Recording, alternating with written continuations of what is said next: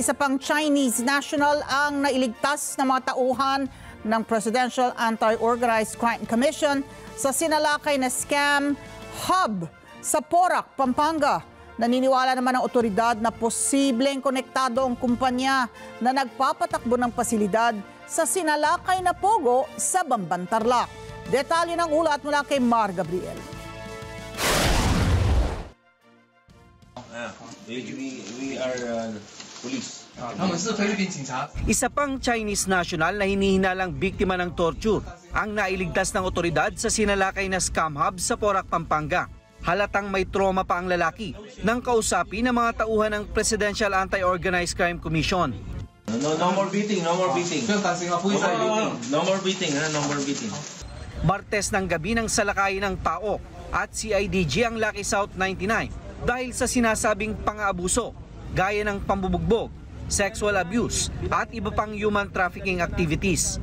Inabutan sa lugar ang nasa 157 mga dayuhan, kabilang ang mga Chinese national, Vietnamese, Malaysian at Korean national.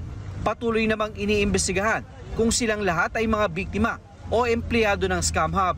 Sinisilip na rin sa investigasyon ang posibleng koneksyon ng Lucky South 99 sa Zunyuan Technologies Inc. na una ng sinalakay sa Bamban, Tarlac. May nakita raw na indikasyon ng mga otoridad na magkaugnay ang dalawang sinalakay na kumpanya. May mga na-recover po doon na mga evidence po na mga pwedeng magsabi na itong mga incorporators po ng Lucky South ay kasama po doon sa illegal activities po doon sa Baufo compound. Noong nakaraang taon pa binawi ng PAGCOR ang license to operate ng Lucky South 99 matapos ang isinagawang raid sa kanilang gusali sa Angeles, Pampanga noong September 2022. At ang involved po dito ay Lucky South 99, the same company na ni-raid po dito sa Porac, Pampanga. Kung tatanungin niyo po ako, iisa po ba yung may-ari niyan? There are indication na maaaring iisa po yan. So yan po ngayon yung subject po natin ng police operation. Kasi kung matatandaan niyo po, noong September 2022 ay kinlose po yan. No less than our SILG yung nanguna sa pagsasaka po nito. Iniimbestigahan din ng otoridad ang posibilidad na konektado rin kay Mayor Alice Gu ang operasyon ng Lucky South 99. Mar Gabriel para sa Mata ng Agila. Matatag, matapang, matapat.